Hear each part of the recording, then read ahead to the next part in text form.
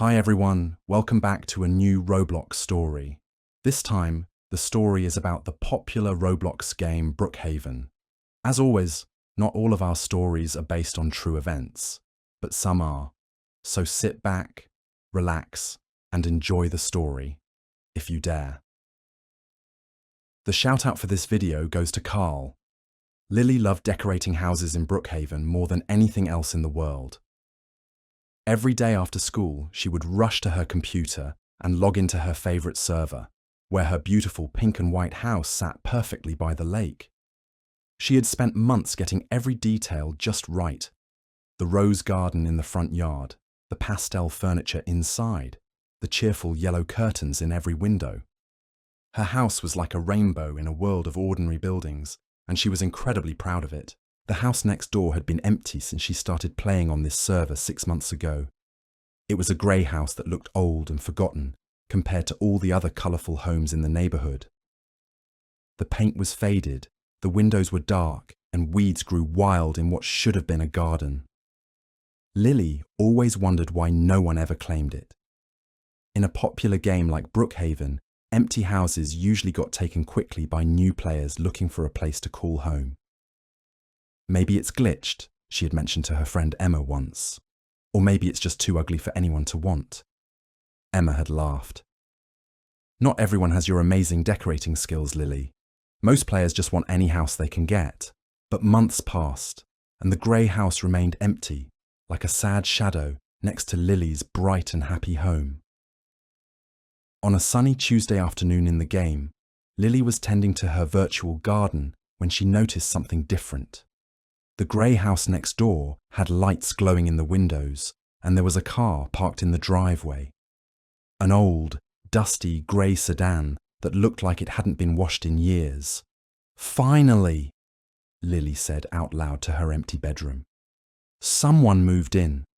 I should go introduce myself." Lily's character walked across the small patch of grass between their houses. The grey house looked different up close now that someone lived there. It still looked old and faded, but there were signs of life. A light in the kitchen window, the faint sound of movement inside, even what looked like grey flowers planted in neat rows by the front steps. The front door was slightly open, which was unusual. Most players kept their doors closed unless they were having a party or specifically welcoming visitors. Lily knocked gently on the doorframe. "Hello," she called through the opening. "I'm your neighbour from next door. Welcome to the neighbourhood. Vous." No one answered right away, but she could hear someone moving around upstairs. The footsteps were slow and deliberate, like someone was carefully placing each step. Lily waited patiently in the doorway, then decided it would be okay to step inside since the door was open. The interior of the house made her gasp. Everything was grey. Not just a little grey, but completely, totally grey.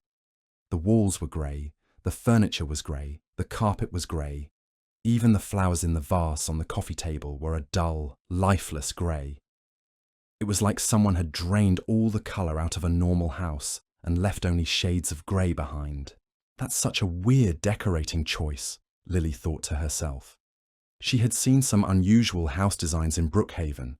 Players sometimes went for specific themes or colours, but she had never seen anything quite like this. It felt cold and sad, like a house where happiness went to die.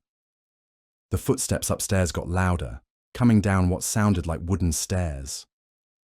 Lily waited in the living room, looking around at more grey decorations. Grey books on grey shelves, grey cushions on grey couches, grey curtains covering grey windows. Even the light coming through those windows seemed greyer than normal sunlight. When the footsteps reached the bottom of the stairs, Lily turned toward the sound with a friendly smile ready on her face. But the smile froze when she saw who was walking into the room. It was herself. Or rather, it looked exactly like herself, but wrong. The person walking toward her had the same blonde hair, the same face, the same blue dress, the same accessories. Everything was identical to Lily's character, except for one crucial difference. All the colours were grey. Where Lily's hair was sunny blonde, this version had grey hair. Where Lily's dress was bright blue, this version wore grey. Where Lily's skin had a healthy pink glow, this version looked pale and colourless. "Hi, neighbour," the grey version said with a smile that looked like Lily's smile but felt completely different. "I'm Lily too." Lily stared in shock. In all her months of playing Brookhaven, she had never seen another player who looked exactly like her character. Sure, some players had similar hairstyles or wore the same clothes, but this was different. This was like looking in a mirror that had been drained of all life and colour. "That's my name," Lily said, finding her voice. "And that's my outfit. Why are you copying me?" The grey Lily tilted her head in a gesture that was eerily familiar. It was exactly the way Lily moved when she was confused or thinking about something. Copying. Grey Lily's smile never wavered, but there was something wrong with it. It was too perfect, too constant, like it was painted on her face. "I think you're copying me. I was here first." "No, you just moved in today," Lily protested, feeling a strange chill despite the warm afternoon sun streaming through the grey windows. "I've been living next door for months.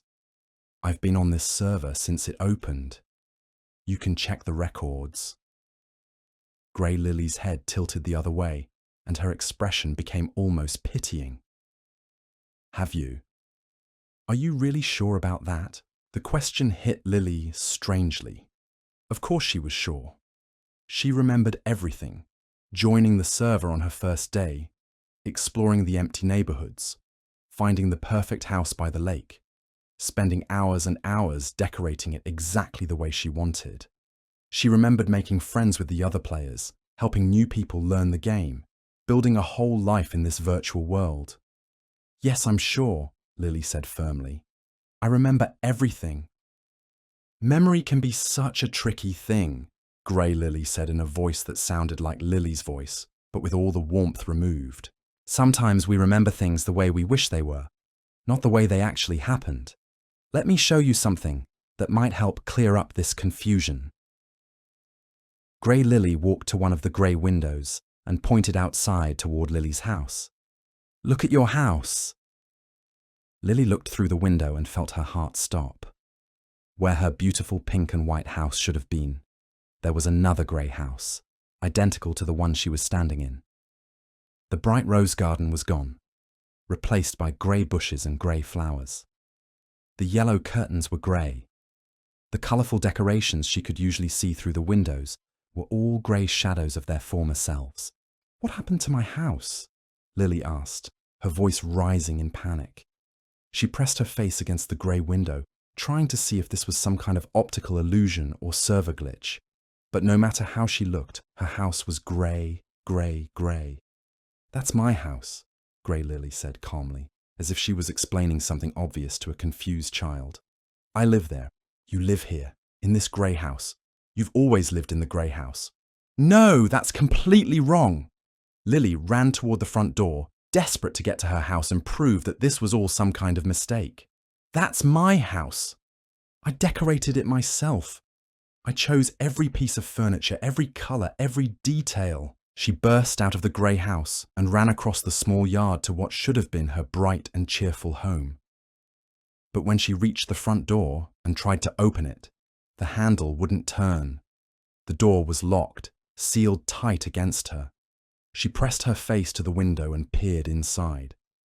Everything she saw made her feel sick with confusion and fear.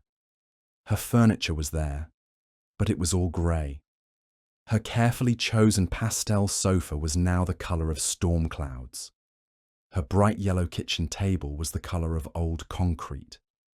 Her rainbow bookshelf was a monotone display of grey volumes that seemed to absorb light rather than reflect it. "This isn't possible," Lily whispered to herself. She ran around to the back of the house, trying every door and window, but they were all locked against her.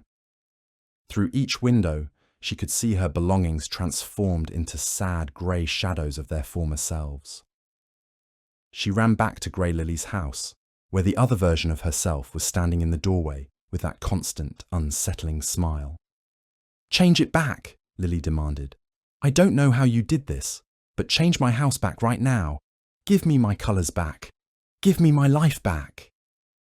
"I don't know what you're talking about," Grey Lily replied in that same calm, emotionless voice. "That house has always been mine. It's always been grey, just like you've always lived in this grey house." She gestured to the grey building behind her. "Just like you've always been the grey one." Lily felt panic rising in her chest like cold water. This wasn't possible. Players couldn't just change other players' houses, could they? There had to be some kind of explanation.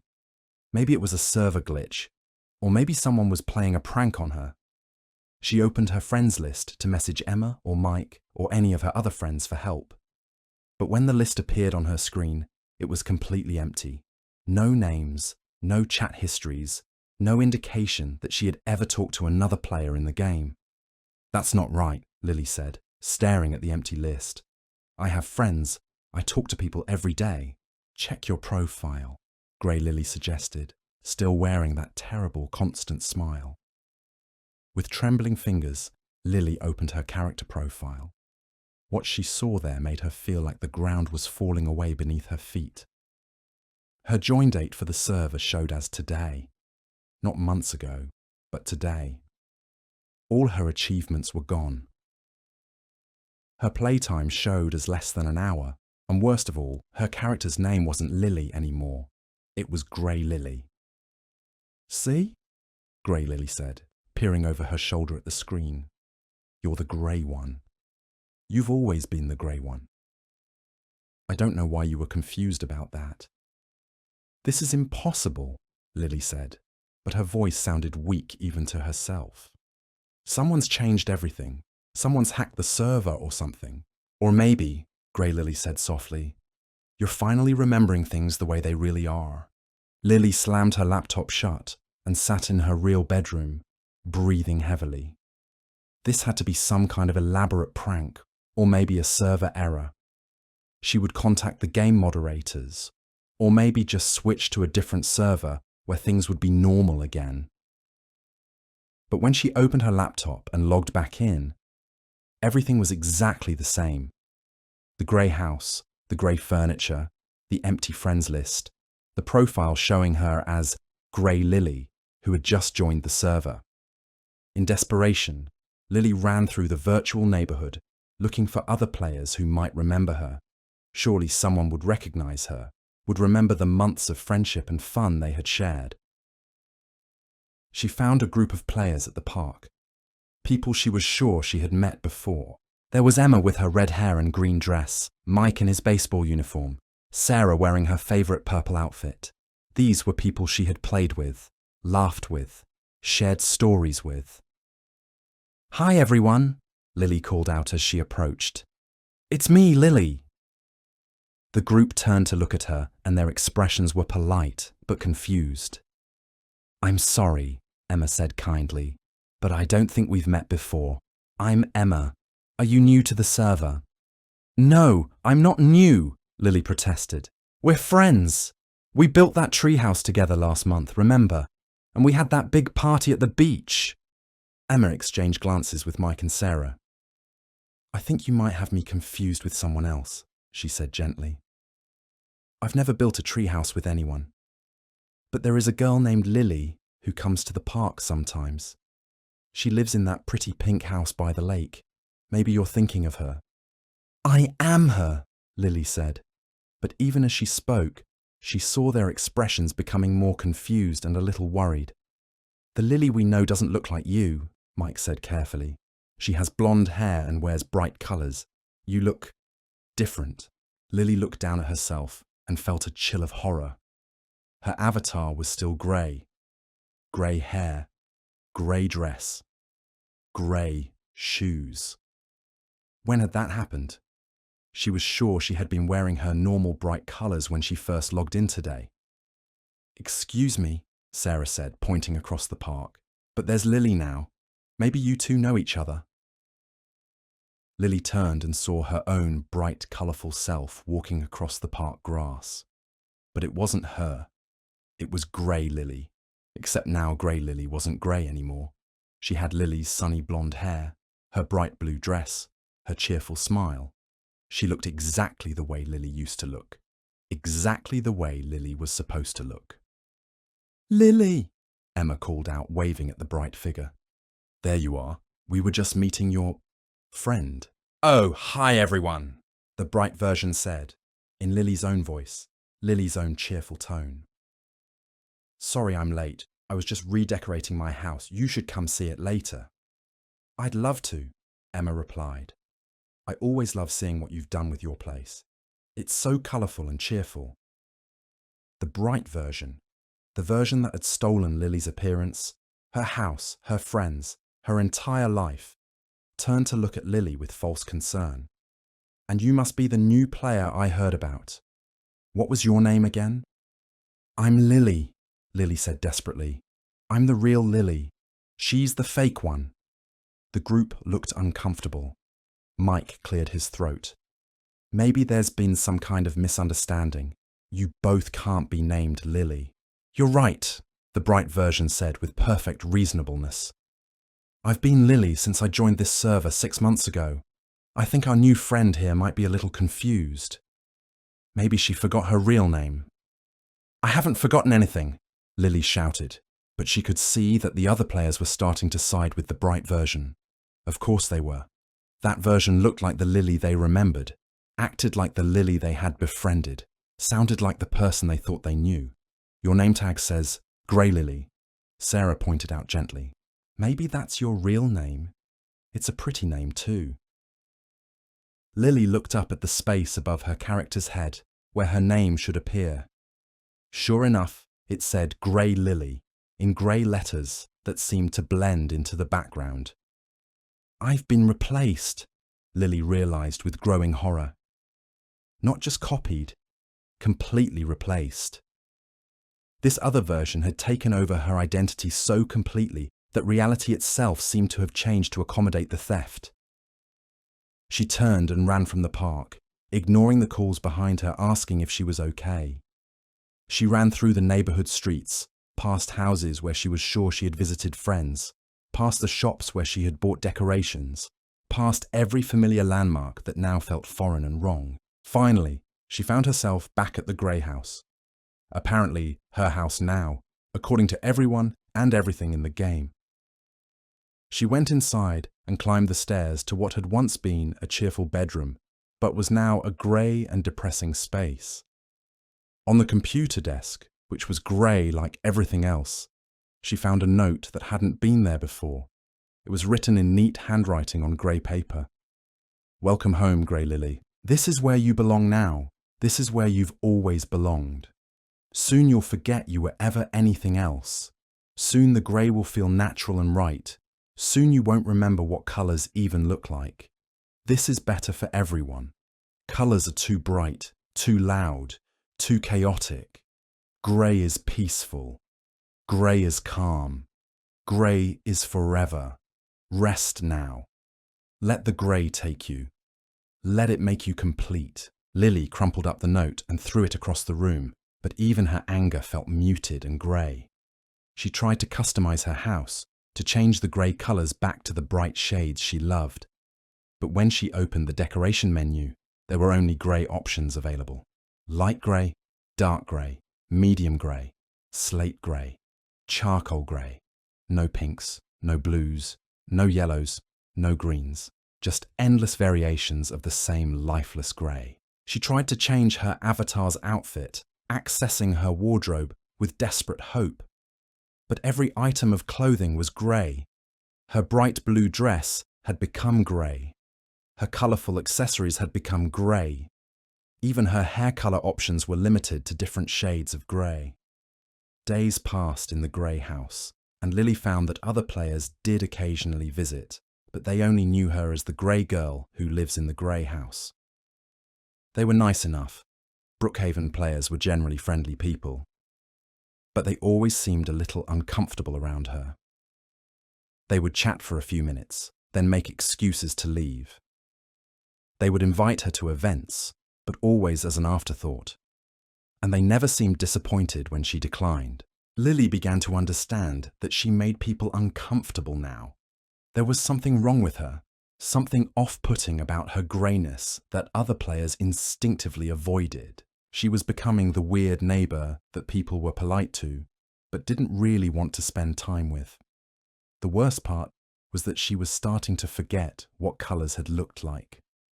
When she tried to remember her old pink and white house, the memory became hazier each day. Had the walls really been pink? Or had they always been this soft grey that was so easy on the eyes?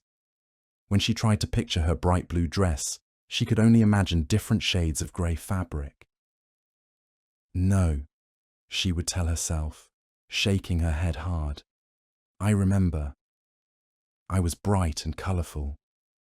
I had a beautiful house and real friends. I was happy, but the memories were becoming harder to hold on to. Everything around her was grey, and gradually, everything in her mind was becoming grey too. The grey was seeping into her thoughts, her memories, her dreams. It was becoming harder to remember why she had ever thought colours were important. One day, as she sat by her grey window looking out at the grey world, she saw something that made her sit up straight. A new player had moved into one of the houses down the street. Through the distance, she could see them decorating their house with bright yellow and green paint, hanging colourful banners, planting vibrant flowers in rainbow-coloured planters. The sight should have made Lily happy. Someone was bringing colour back to the neighbourhood, but instead, she felt a strange mixture of sadness and envy. The new player was cheerful and energetic, making friends with all the neighbours, hosting little parties in their bright garden. They were everything Lily used to be. I should introduce myself, Lily thought. Maybe I can be friends with them.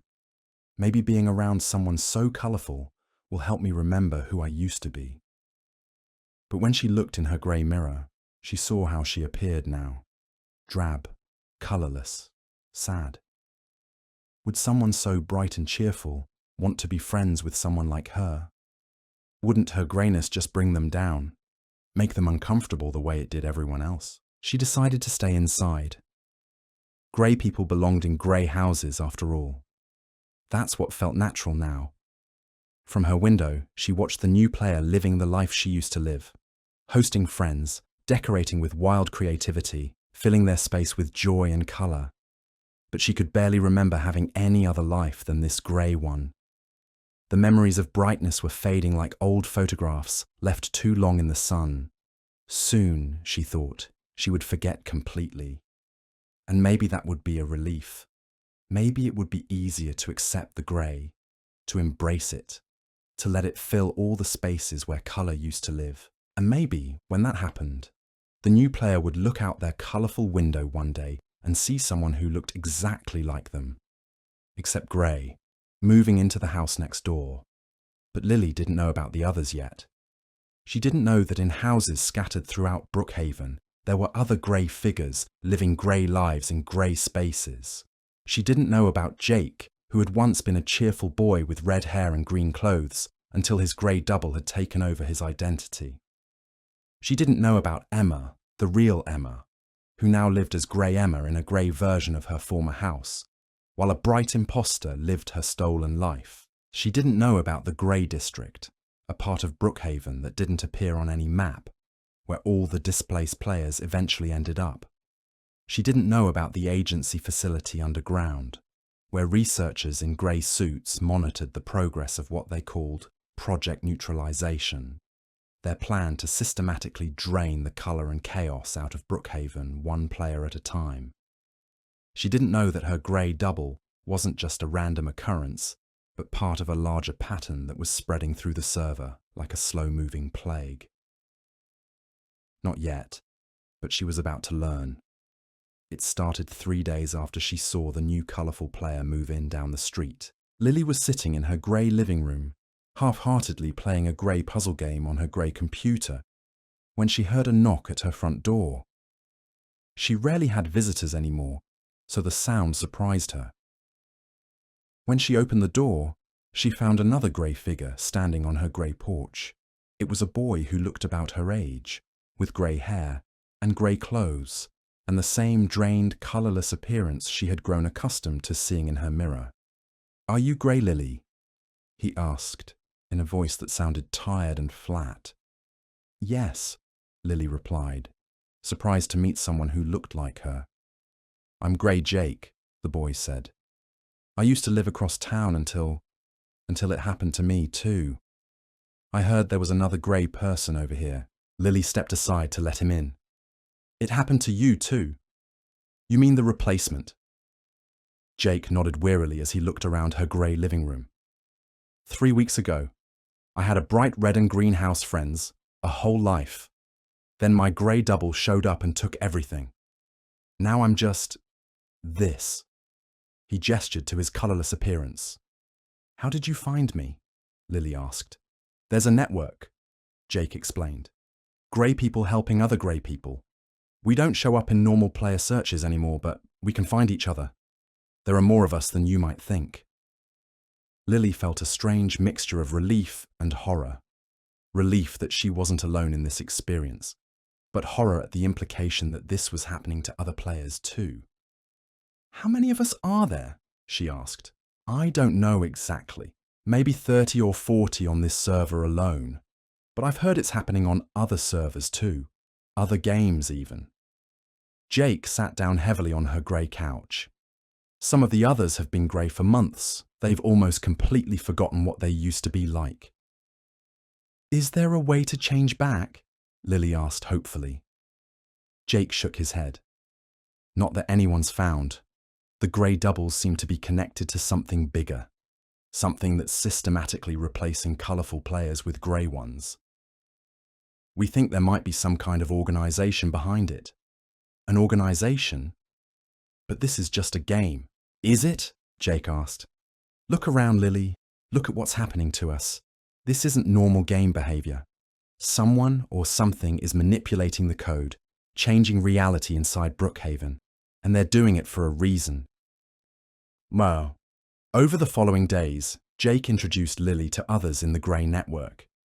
There was Grey Emma, who had once been the bright, cheerful girl Lily thought she remembered. There was Grey Mike, who used to play baseball and wear colourful team uniforms. There was Grey Sarah, who had loved purple so much she wore it every day until her double took over and left her with nothing but shades of grey. They met in secret locations, abandoned houses, empty lots, forgotten corners of Brookhaven where the bright players rarely ventured. They shared their stories and tried to piece together what was happening to them. "It always follows the same pattern," Grey Emma explained during one of their meetings in an abandoned warehouse on the outskirts of town. "First, you notice your exact double, but grey. They claim they've always been there, always been the real version of you. Then reality starts changing to support their story, your profile, your house, your relationships. Finally, they take over your identity completely while you become the grey leftover." "But why?" Lily asked. "What's the point of replacing us?" "Control," said a new voice from the shadows of the warehouse. The group turned to see another grey figure stepping into the light. This one looked older than the rest, with grey hair that might once have been silver, and grey clothes that looked more formal than casual. "Who are you?" Jake asked. "I'm Grey Dr. Mason. I used to work at St. Luke's Hospital until my replacement took over." The newcomer's voice carried the weight of someone who had been grey much longer than the others. "I've been investigating this for weeks, and I think I know what's happening." Dr. Mason sat down with the group and pulled out a grey notebook filled with grey writing. "Brookhaven isn't just a game," he began. "It's a testing ground. Someone is using it to experiment with identity replacement and social control. The grey doubles aren't just copies. They're improved versions, designed to be more compliant, less creative, less likely to cause problems." "Problems for who?" Lily asked. "For whoever's running this experiment. Think about it. What happens when all the bright, creative, independent players get replaced by grey versions who are quieter, more obedient, less likely to explore or ask questions? The group fell silent as the implications sank in.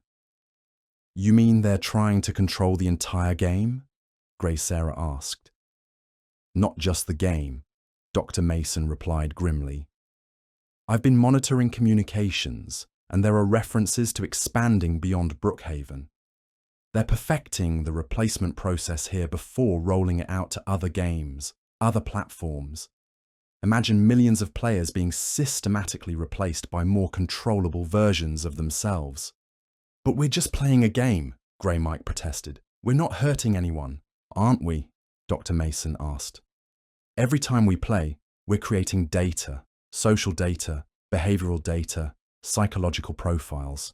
Someone is collecting all of that information and using it to understand how to manipulate people.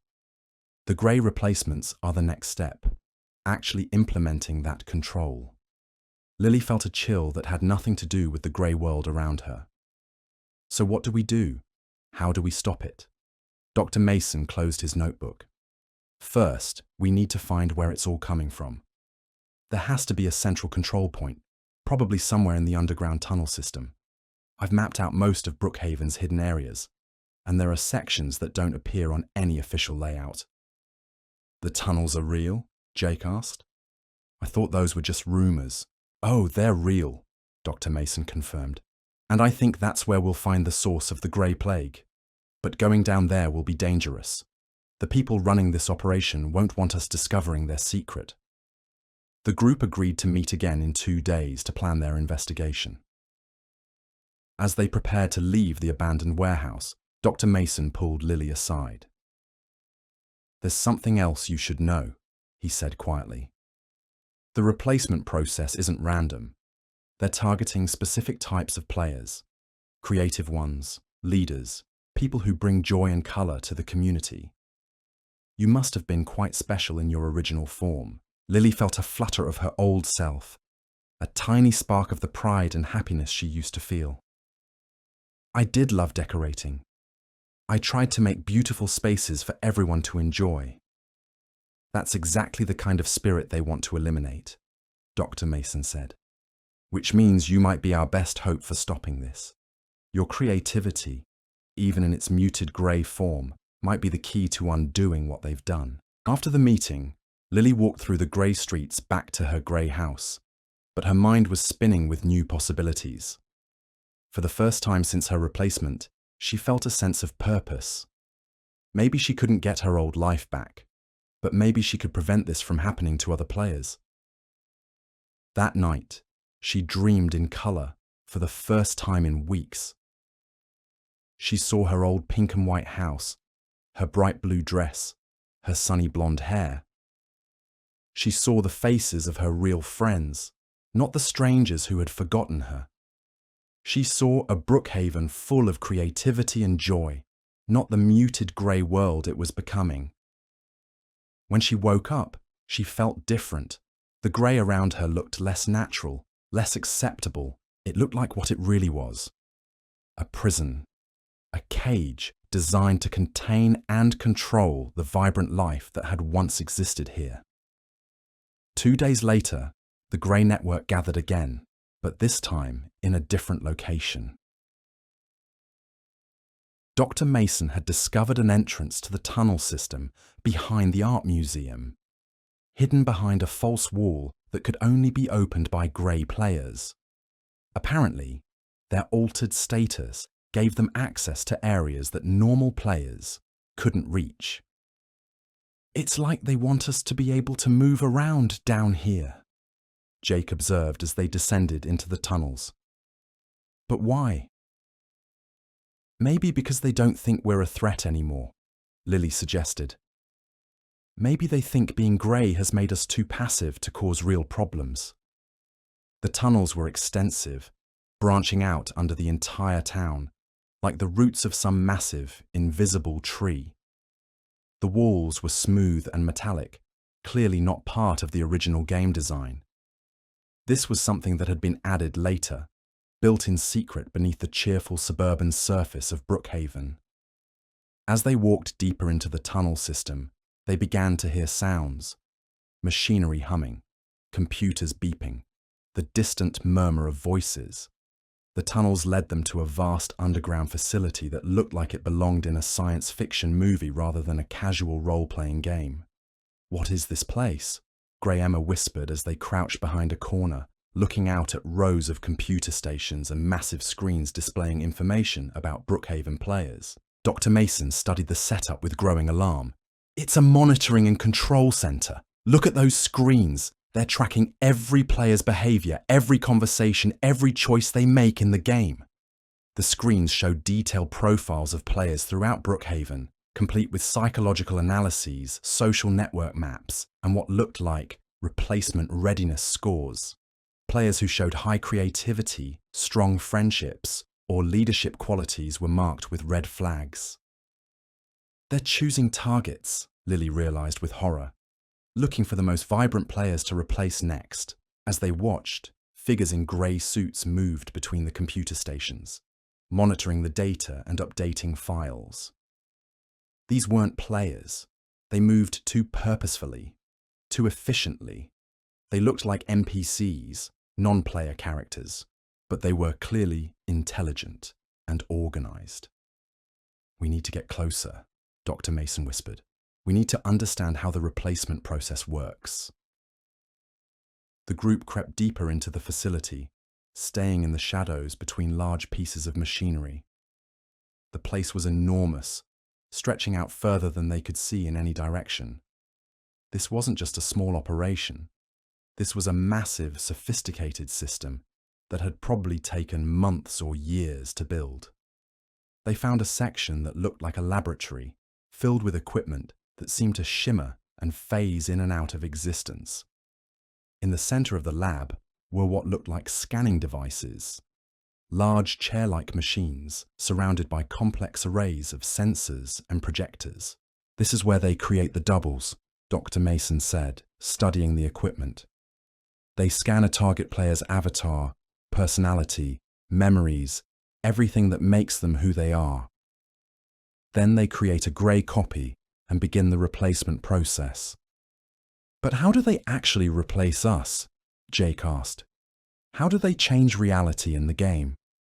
Before Dr. Mason could answer, they heard footsteps approaching the lab.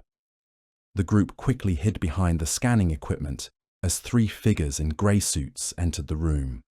"The next batch is ready for processing," one of them said in a voice that sounded artificially modulated, like it was being generated by a computer. 12 new targets identified in the past week." "Excellent," replied another. "The board is pleased with our progress. At this rate, we'll have full control of the Brookhaven servers within 6 months." "What about the Grey Network?" the third figure asked. "Some of the displaced players have been communicating with each other."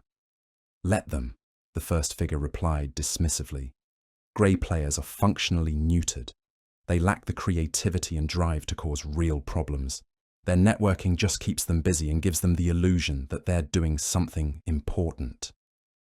Lily felt a flash of anger at being dismissed so casually, but she forced herself to stay hidden and keep listening.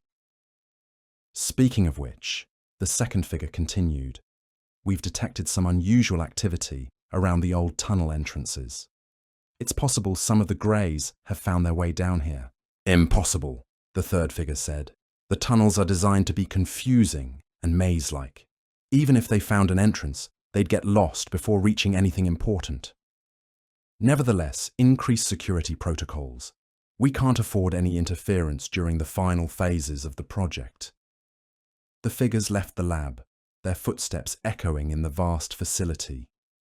The hidden group waited several minutes before emerging from their hiding spot.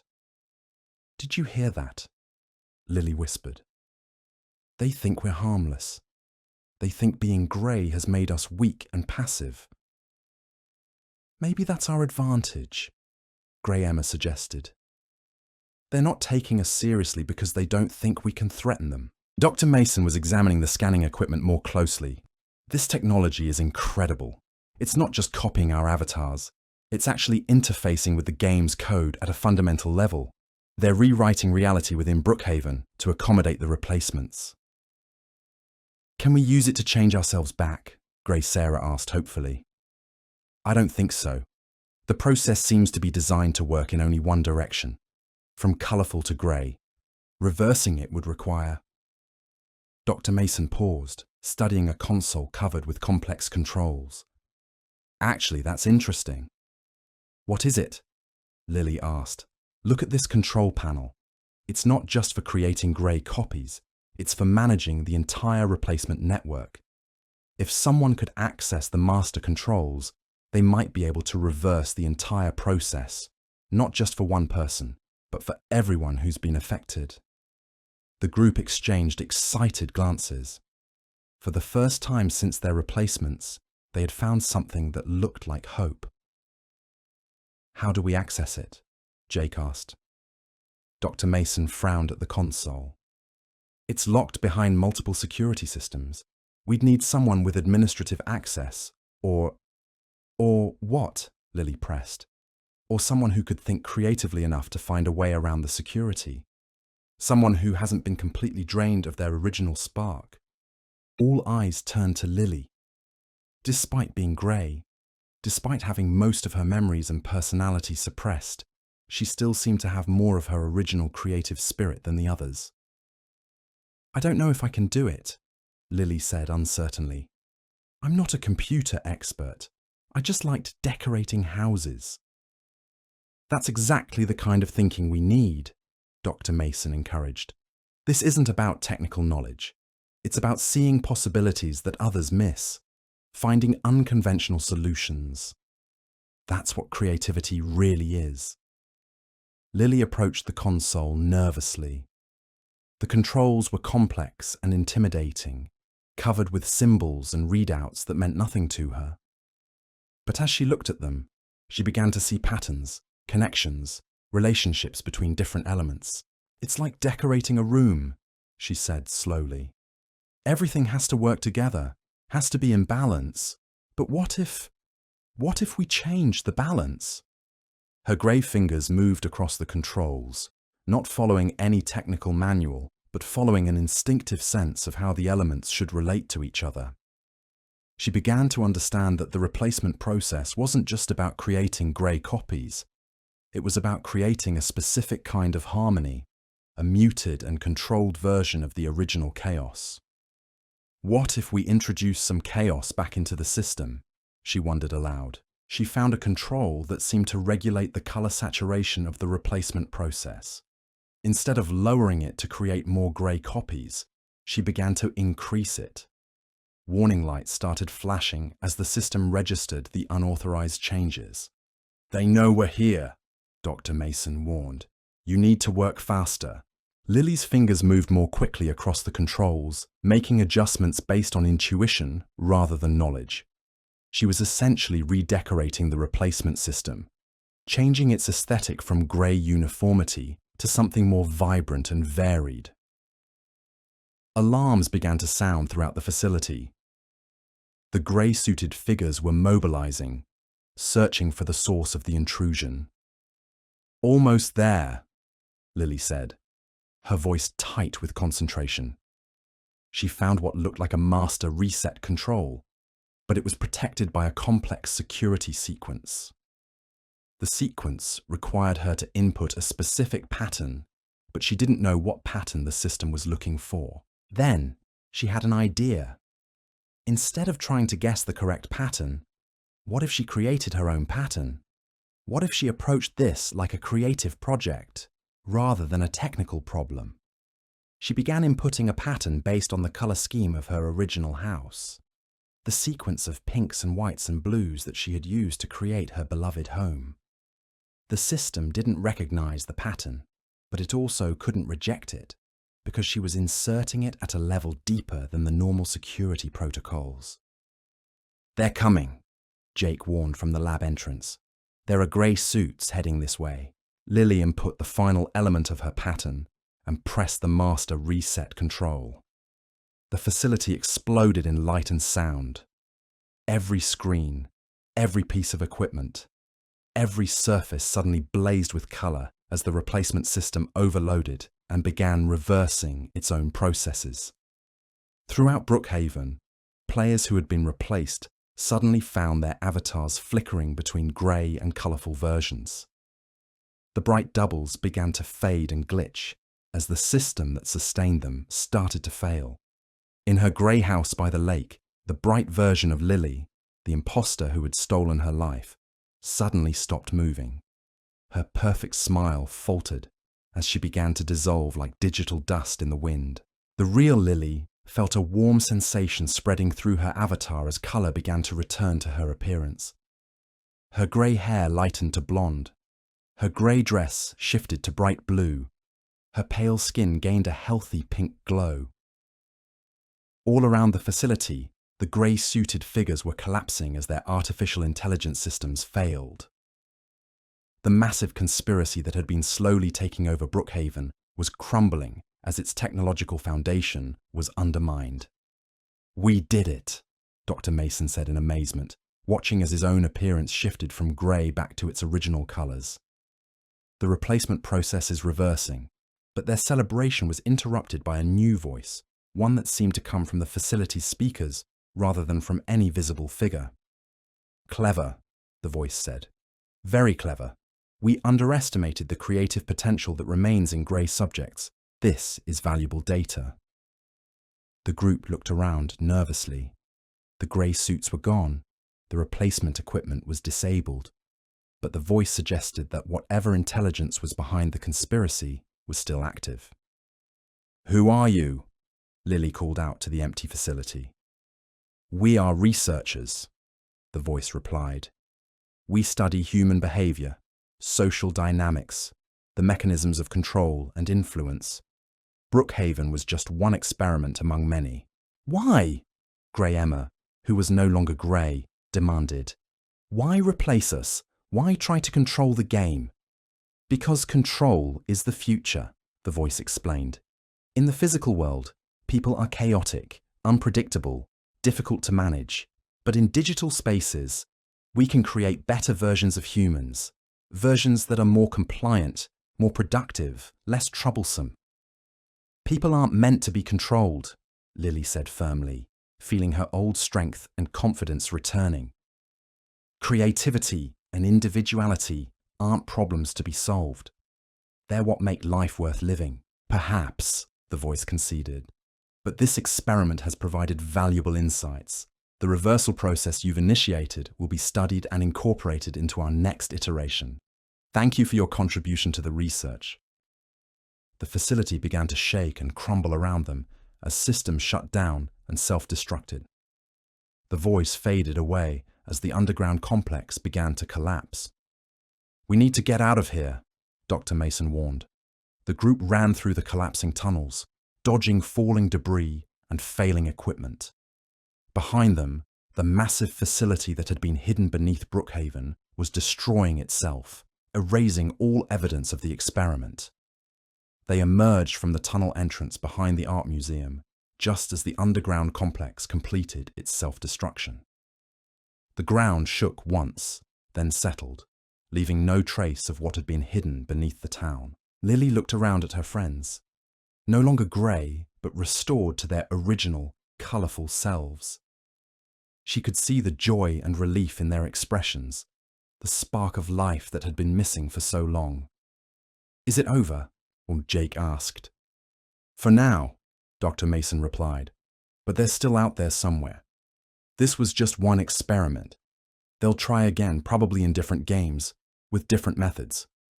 Then we'll be ready for them," Lily said with determination. "We know what to look for now. We know that creativity and individuality are more powerful than they expected." Over the following days, Brookhaven returned to normal, or at least to the chaotic, colourful normal it had been before the Grey invasion. Players who had been replaced found their original avatars restored, their houses back to their chosen colours, their friendships and memories intact. Lily's pink and white house by the lake was exactly as she had left it, complete with her rose garden and cheerful decorations. When she walked through the rooms, touching familiar furniture and seeing beloved colours, she felt an overwhelming sense of gratitude for the simple joy of being herself again. But she also felt a new sense of responsibility. The experience had taught her that the things she took for granted, creativity, friendship, the freedom to be unique and colourful, were precious and fragile. They needed to be protected and celebrated. She began hosting parties at her house again, but now with a deeper purpose. She wanted to encourage other players to be as creative and individual as possible, to resist any force that tried to make them more uniform or controlled. Word spread throughout Brookhaven about what had happened, though many players dismissed it as an elaborate roleplay scenario or server glitch. But those who had experienced the grey replacement knew better. They formed a loose network dedicated to watching for signs of future manipulation and supporting each other's creativity and independence. Emma, Mike, Sarah, and the others became some of Lily's closest friends, bound together by their shared experience of nearly losing themselves. They made a pact to always look out for each other, to notice if anyone started acting too uniform or controlled. Dr. Mason established a clinic at St. Luke's Hospital where he offered support to any players who felt their identity or creativity was under threat. He also continued his research, trying to understand how the replacement technology had worked and how to defend against future attacks. Jake became something of a detective, investigating unusual patterns in player behavior across different servers and games. He maintained contacts with players in other virtual worlds, sharing information about potential identity manipulation or control experiments. The Grey Network evolved into something more positive, a creative network that celebrated individuality and helped players express their unique personalities. They organized art contests, decorating competitions, and social events designed to encourage the kind of vibrant, chaotic creativity that the Grey Conspiracy had tried to eliminate. Lily often found herself standing in her garden in the evenings, looking across at the house next door, now occupied by a family of normal, colourful players who had never experienced the horror of replacement. She was grateful for her restored life, but she couldn't forget the grey version of herself who had briefly lived in that house. Sometimes she wondered what had happened to all the grey doubles when the system collapsed. Had they simply ceased to exist? Or were they somewhere else, existing in some kind of digital limbo? The thought made her sad. Even though they had been artificial, they had seemed to have their own experiences and feelings. One evening, as she was tending her rose bushes, she thought she saw a flicker of movement in the abandoned house across the street. For just a moment, it looked like there was a grey figure in the window, watching her with sad, colourless eyes. But when she looked directly, there was nothing there. Just an empty house waiting for new players to fill it with life and colour. Maybe I imagined it, she told herself, but she made a mental note to check on that house tomorrow, just to be sure. The experience had taught her that in a world where reality could be manipulated and identities could be stolen, vigilance was the price of remaining true to yourself. She would never again take for granted the simple joy of being Lily. Bright, creative, unique, and free. And if the Grey Conspiracy ever returned to Brookhaven, they would find a community that was prepared, a network of creative individuals who understood the value of their own uniqueness and were willing to fight to protect it. The house next door remained empty, but Lily's house blazed with colour and life, a beacon of individuality in a world that would always face threats from those who preferred conformity to creativity, control to chaos, grey uniformity to the beautiful, messy rainbow of human nature. In the distance, thunder rolled across the virtual sky, and for just a moment, the lightning that flashed seemed to cast everything in shades of grey. But the moment passed, the storm moved on, and Brookhaven remained bright and colourful and alive. Lily smiled and went inside her pink and white house where friends were waiting to help her plan the next community art festival. There was work to be done, creativity to celebrate, and a world to keep colourful. The Grey Conspiracy had failed, but its greatest failure was underestimating the power of human creativity to adapt, resist, and ultimately triumph over any force that tried to dim the bright spark of individual expression. and in servers and games across the digital world, that spark continued to burn, tended by players who understood that being unique, being creative, being colourfully, chaotically human was not a problem to be solved, but a gift to be celebrated and protected. The war between grey control and bright creativity would continue, but in Brookhaven at least, colour had won. For now.